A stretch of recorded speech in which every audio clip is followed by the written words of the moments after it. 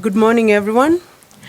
My name's Philippine Chepkoech Kidula. I'm the founder and the director of a women organization here in Kenya called Jitokeze, Wamama wa Afrika.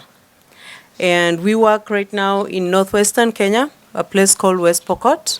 Our work is mainly focused on climate justice. So naturally, that is what I'm going to speak about.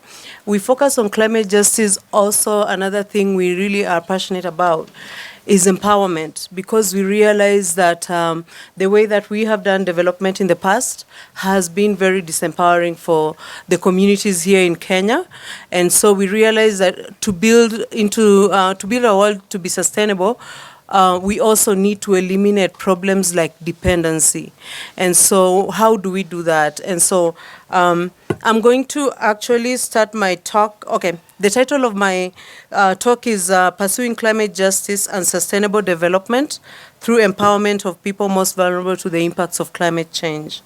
And I will start off by just expressing my gratitude for this opportunity and for the opportunity I have to meet all of you and get to meet a former alum of my, specifically on empowerment of vulnerable women living in semi-arid areas of West Pokot, Kenya. These women and their households are among the most vulnerable to both poverty and the impacts of climate change in Kenya. Hence, as I speak with you today, I speak as one of them, and as an advocate for them and many other women around the world that are living in similar conditions. My main objective for this talk is to challenge all of us to find ways of investing our time, our energy, and our resources on 4 key issues that I find to be critical in ensuring that we are just and inclusive in the way that we promote the adoption of renewable energy in the world, and in that way, the way that we promote a sustainable development. These issues, I will start with the first, which is the need to address the injustice of climate change as a core mandate and priority issue for sustainable development. Climate change is an issue that presents us with one of the most gross structural injustices of our times. Its worst impacts are faced by the innocent people and communities, some of whom, as we speak today, continue to be innocent bystanders to the economic affluence and consumerism that have produced massive amounts of the pollution that has led us to this tragic place that we find ourselves now. The poorest members of our communities suffer the hardest. And we are talking about this too, like on a global level, but also at the level of West Pokot. West Pokot is a county that has been in Kenya categorized to be among the poor, but even within there are those who are really the poorest of these poor. And so they suffer the hardest because they directly depend on natural resources for subsistence, the very natural resources that are threatened by the realities of climate change. This problem is made worse by the fact that these same people have the least access to the resources that are needed to control the impacts of climate change and protect themselves, their households, and their communities from its impacts in the present time and future generation. They also have the least access to knowledge, expertise, and the resources that are needed to change the local economy to be a sustainable economy. If we continue development in the trend that we have done in the past, we will probably continue to build capitalist local economies that are very destructive and exploitative. But I'm glad that we are here today focusing also on the need to empower them to embrace simpler lifestyles that also meet their needs and ways of using energy that is not destructive to the environment. We also must be concerned about this injustice because climate change does compromise the pace at which low to middle income nations like Kenya progress towards sustainable development. It comes at a time when the richest nations have reached the peak of their development, having consumed massive resources for their economic growth, some of which were unjustly taken out of countries that are currently struggling to cope with the realities of climate change. We all know the high value that energy resources hold in economic growth, and we also know that many of the nations represented in the UN still depend on crude forms of energy to fuel their economic growth. To this moment, like our brother has said, they're driving their economy on the blood of the earth, which is not a good thing. And so, even though these countries have very high potential for harvesting the renewable energy, like he said, sources that are in plentiful supply in their land, they also lack the type of high-level technologies that are needed to explore their potential. Hence, they are left with having to purchase these technologies from developed countries at very high costs. This creates economic inequality and dependency of the vulnerable nations on the developed nations that already have enjoyed the economic benefits of industrial revolution and now register such high levels of wasteful consumption, both of which is a cause of concern for sustainability. And let me tell you, even as we talk about renewable energy right now, sustainable development cannot happen if renewable energy continues to be a privilege of the rich. It needs to be a basic right for all people and all households. And so I'm glad that we are here to talk about this and to find ways that we can synergize to make this an existence in all of our homes and in the homes of the poor people that we serve.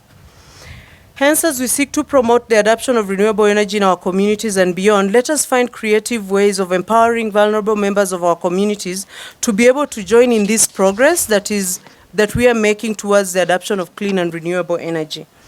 The second point I wish to make is the need, is to highlight to us the need for us to implement win-win solutions that eradicate poverty and conserve the environment. The prevalence of poverty in the low and middle-income countries pose a two-pronged challenge in the abilities of these countries to adapt renewable energy and combat climate change. The first is that of priorities. It is a fact that majorities of these countries are still struggling to sufficiently meet the demand for basic goods and services that their people need to survive and thrive. This reality makes the people in these nations prioritize development over the economic to preserve and conserve natural resources and combat climate change.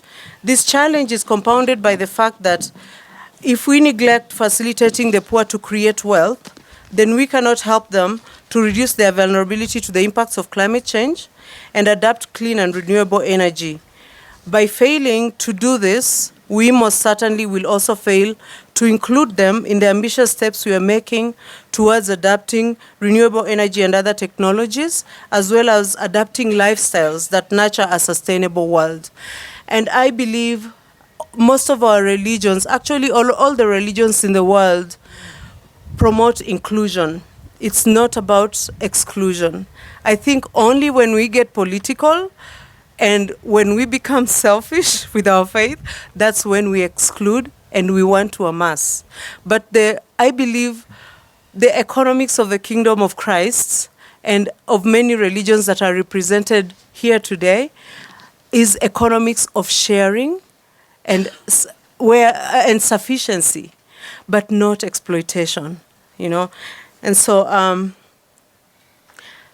given the fact that economic poverty limits the ability of these nations to respond to the call to combat climate change with the level of urgency that it requires, and the fact that they also lack financial resources, technologies, and expertise that are needed to spearhead interventions in this field, we have a responsibility as a faith community to ensure that nations that benefit the most from the era of industrialization and those that currently register a high level of consumerism are morally obligated to financially support the developing countries in meeting these limitations that they currently face in their journey towards embracing renewable energy, as well as in their journey of promoting consumption and production patterns that are sustainable. Besides this, we should task these nations with ensuring that they provide this support in a manner that is responsible and transparent.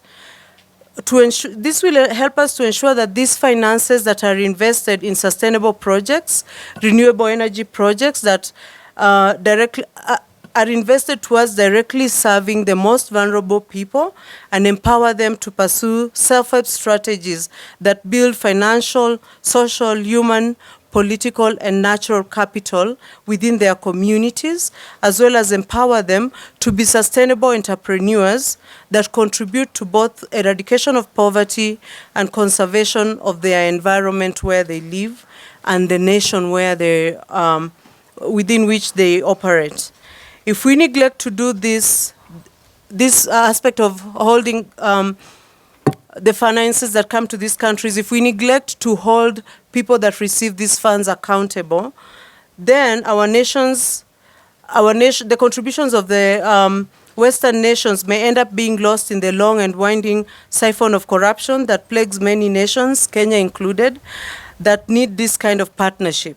We all know that once these financial resources are lost through corruption, then it will continue to widen the gap that we seek to narrow, right? It will also worsen the vulnerability that the poor suffer to climate change. As well, it will also make social, economic, and political exploitation continue to be a norm in these nations. And this really is a big injustice. We must embrace this call. I believe this is a call to advocacy, and I believe all faith groups, as much as we are doing action on the ground, we also must engage the powers in advocacy on this issue. And I'm telling you, I've worked with faith organizations and churches, and I feel as if we have a weakness as far as accountability is concerned. And I really feel that we need to really work on empowering these faith groups to be accountable, you know? And so as I try to sum up my my talk, I'm leaving like 2 paragraphs out, actually 4. Let me go down to talk to you about the thing that we have found to be very important in helping us to nurture communities and individuals to be sustainable. We have found that building community-based institutions is the key. When you build a woman, you're building her home. When you build her home, you're building her village. And you build a village, you're building Kenya, right?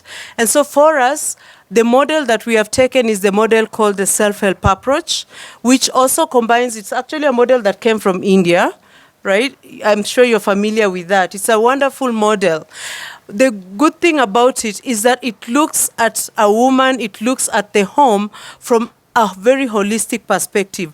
And it approaches this woman as one who is very resourceful and has great potential, doesn't have to wait for aid money to come from America to help her to buy solar panels. We believe that if we work, it's a slow process for sure, but if we work slowly and build resources, pool our resources, we will also be able to help these women establish businesses in buying and selling renewable energy. At this point, the energy consumption in West Pokot is not massive, it's not industrial level, but it's household level.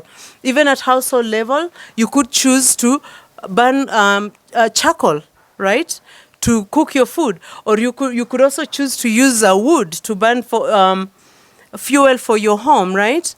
But we have an option of choosing that or choosing clean, renewable energy. And so we feel that working with women, we can mobilize them to save on a weekly basis, help them to meet on a weekly basis, to develop vision, to develop finances, to develop peace, which is very key for sustainability. And at the same time, to build their mindset to embrace entrepreneurship as the norm, rather than waiting to be given for free, right? And so in our groups where we work in West Pokot, we have also made sure that each woman that participates in the group also plants trees.